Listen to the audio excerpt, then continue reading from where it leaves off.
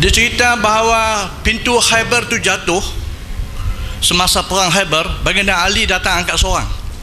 Sepatutnya 650 orang perlu untuk angkat pintu pagar tu, tapi Ali angkat seorang. Cerita ni cerita sungguh ke atau palsu ataupun tipu? Pertama. Yang kedua, baru-baru ni saya dengar seorang syekh bercerita di negeri Kedah kita ni, belen sikit bunyi dia. Pintu pagar tu hanya 42 orang yang angkat. Pintu pagar Khaybar tu jatuh, baginda Ali main seorang angkat. Kemudian baginda Ali kata, cerita tu kata, kalau lain pada baginda Ali 42 orang baru boleh angkat. Jadi saya minta terang benda ni. Wassalamualaikum warahmatullahi wabarakatuh. Terima kasih kepada tuan-tuan dan perempuan yang mengemukakan soalan tadi. Saya perhatikan di sini ada beberapa perkara lah. Di antaranya masalah pintu Khaybar apa semua tu. Itu semua cerita Syiah lah. Sama juga dengan tongkat Ali, kaki Fatimah apa semua ni, cerita Syiah. Yang sebenarnya tidak ada pun begitu.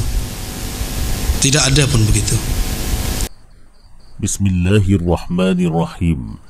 Dalam klip ini, Asri Yusuf menolak Fadilat Ali bin Abi Talib yang mencabut pintu gerbang kota pertahanan Yahudi dalam perang Khaybar dengan tangannya. Sebagai jawapan, klip ini menampilkan beberapa kesaksian para ulama Ahlus Sunnah wal Jamaah yang menerima peristiwa tersebut sebagai kisah benar.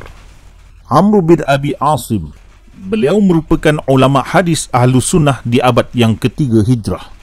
Di dalam kitab Al-Sunnah, karangan Ibnu Abi Asim, penerbit Darus Sami'i, cetakan pertama tahun 1998 Masihi, muka surat 1031, pengarang menulis, "Wa min fadaidihi allati abanahu Allahu biha tazwijihi bi Fatimah wa wuldihi al-Hasan wal Husain rahmatullahi alaihima wa hamalahu bab al-Khaybar wa qatalahu marhaban wa asya'a yuksar zikruha."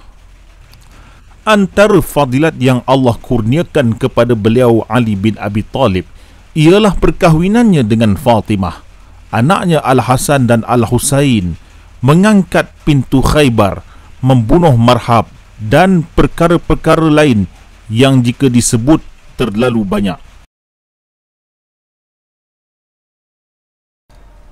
Ahmad bin Abi Ya'qub, di dalam kitab Tarikh Al-Ya'qubi, cetakan Leiden tahun 1883, jilid kedua, muka surat 56, pengarang menulis, "Faqala Rasulullah la adfa'anna ar-rayata ghadan insyaallah ila rajulin karrar ghair farar yuhibbullaha wa rasulah wa yuhibbullahu wa rasuluh."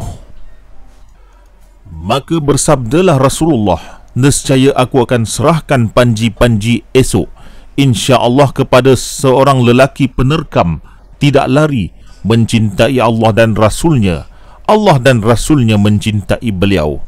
La yansarifu hatta yaftahu Allah ala yadihi fadafa'aha ila Ali faqatala marhaban al-Yahudi."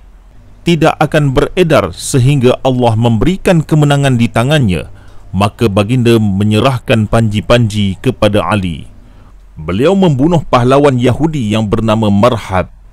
Waqtala'a bab al-Hasn wa kana al-hijarah tawlahu arba'u adra' fi ardi dira'ain fi sumki dira' farama bihi Ali bin Abi Talib khalfahu wa dakhala al-Hasn wa dakhalahu al-muslimun. Beliau mencabut gerbang kota yang diperbuat dari batu 4 hasta panjangnya, lebarnya 2 hasta, tebalnya 1 hasta. Maka Ali bin Abi Talib melemparkan pintu gerbang itu ke belakangnya. Beliau pun masuk ke dalam kota dan umat Islam pun masuk.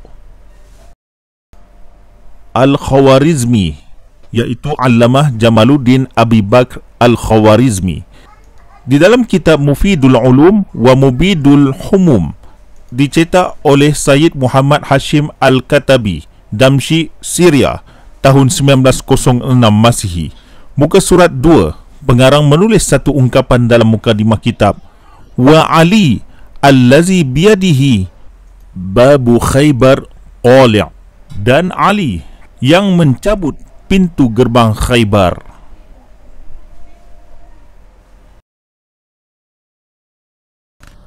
Fakhruddin Ar-Razi, Imam Fakhruddin Ar-Razi menulis sebuah kitab tafsir yang dinamakan Tafsir Al-Kabir atau dikenali sebagai kitab Mafatihul Ghaib, jilid ke-21, penerbit Darul Fikr, cetakan pertama tahun 1981, muka surat 92.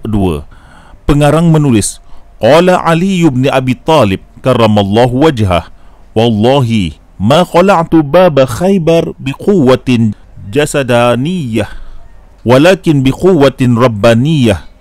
Telah berkata Ali bin Abi Talib, demi Allah, aku cabut pintu gerbang Khaybar bukan dengan kekuatan jasad, tetapi dengan kekuatan ketuhanan. Wa zalika li anna Aliyan karamallahu wajhah fi zalikal waqt in qata'a nazaruhu an alamil ajsad. Dan demikian itu dikarenakan Ali pada waktu itu terputus pandangannya dari alam jasad.